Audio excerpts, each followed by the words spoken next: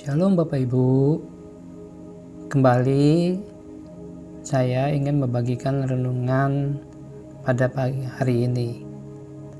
Sebelum saya membagikan renungan, mari kita berdoa terlebih dahulu. Bapa, terima kasih hamba masih diberi kesempatan untuk membagikan renungan, biar renungan ini menjadi berkat bagi banyak orang.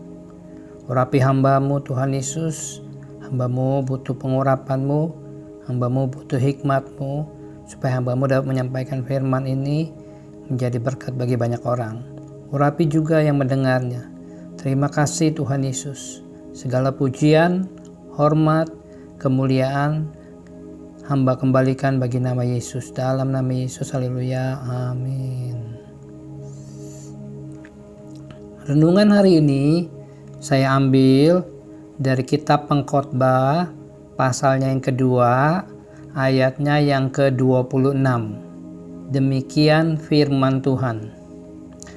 Karena kepada orang yang dikenannya ia mengaruniakan hikmat, pengetahuan, dan kesukaan.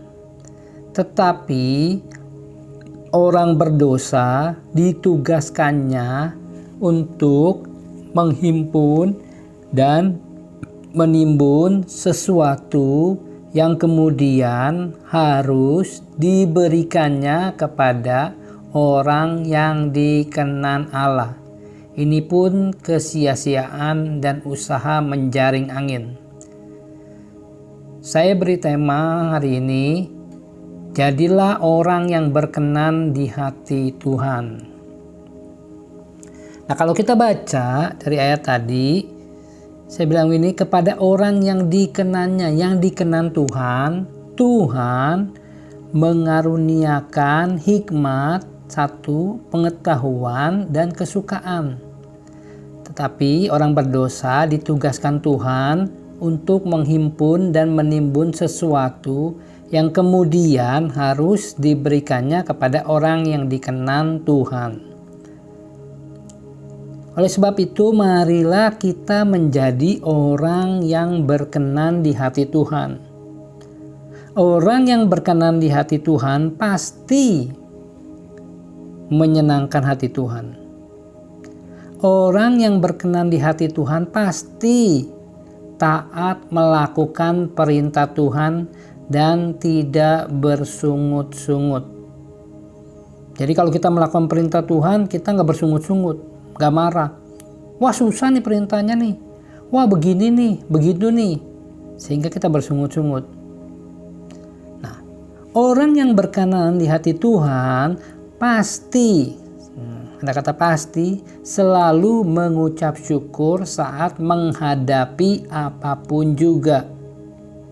Jadi saat menghadapi apapun, situasi apapun, selalu mengucap syukur. Emang ini tidak mudah, tetapi belajarlah selalu mengucap syukur dalam situasi dan kondisi apapun juga. Karena apa? Karena ia tahu Tuhan yang disembah, Tuhan yang melihat keadaan kita. Karena apa? Karena saya tahu, Bapak Ibu Saudara tahu bahwa Tuhan yang kita sembah itu Tuhan yang melihat keadaan kita. Jadi Tuhan itu melihat keadaan kita dalam keadaan apapun juga, dalam keadaan yang tidak enak, dalam keadaan yang susah, Tuhan ngelihat. Oleh sebab itu, tetaplah mengucap syukur. Selanjutnya, orang yang berkenan di hati Tuhan suka sekali memuji-muji dan menyembah Tuhan. Jadi kita akan suka memuji-muji dan menyembah Tuhan. Kita menaikkan pujian, naikkan penyembahan buat Tuhan, itu kesukaan kita. Intinya, orang yang berkenan adalah orang yang selalu ingin menyenangkan hati Tuhan dan tidak ingin menyakiti hati Tuhan. Jadi orang yang berkenan di hati Tuhan adalah orang yang selalu ingin selalu, ada kata selalu, ingin menyenangkan hati Tuhan dan tidak ingin menyakiti hati Tuhan. Dalam ayat tadi ada beberapa berkat yang Tuhan kasih kepada orang yang berkenan di hatinya Dia. Yang pertama, kita yang berkenan di hati Tuhan akan dikaruniakan hikmat. Apa gunanya hikmat? Hikmat itu sangat berguna dalam kehidupan kita di dunia ini. Pengetahuan bisa dicari tetapi hikmat tidak bisa dicari. Hikmat itu dapat menolong dalam situasi apapun juga. Karena itu kita butuh hikmat Tuhan dalam menghadapi situasi di dunia ini. Berkat yang kedua Tuhan kasih yaitu baru pengetahuan. Dikaruniakan pengetahuan. Kita akan dikasih pengetahuan. Tuhan karuniakan kita pengetahuan demi pengetahuan. Dan berkat yang ketiga yaitu dikaruniakan kesukaan.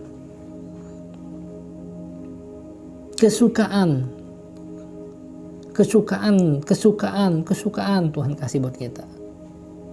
Kita akan suka sesuatu, tidak akan sesuka apapun juga. Jadi 3 berkat ini yang Tuhan kasih dalam kehidupan kita. Kalau kita menjadi orang yang berkenan di hati Tuhan. Dikaruniakan hikmat, pengetahuan, dan kesukaan. Sebagai bonusnya, Tuhan menyuruh orang berdosa untuk menghimpun dan menimbun sesuatu dengan tujuan untuk diberikan kepada orang yang Tuhan berkenan. Itulah ayat yang kita baca tadi. Biarlah kita menjadi orang-orang yang berkenan di hati Tuhan. Jadilah orang yang sangat berkenan di hati Tuhan. Demikian renungan hari ini. Terima kasih, Tuhan Yesus memberkati. Bapak, Ibu, Saudara sekalian, mari kita berdoa. Bapa, terima kasih, ajar kami menjadi orang yang berkenan di hati-Mu Tuhan Yesus.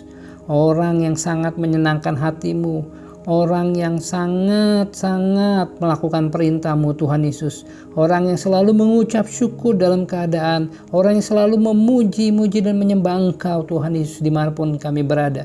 Terima kasih Tuhan Yesus, terima kasih, jadikan kami orang yang berkenan di hati-Mu Tuhan Yesus. Terima kasih, materaikan firman ini, biar firman ini menjadi berkat bagi Bapak, Ibu, Saudara sekalian yang mendengarnya. Terima kasih Tuhan Yesus, segala pujian, hormat, kemuliaan hamba kembalikan bagi nama Yesus yang layak terima semuanya. Dalam nama Yesus, haleluya, amin. Terima kasih Bapak, Ibu, Saudara sekalian, Tuhan Yesus memberkati, amin.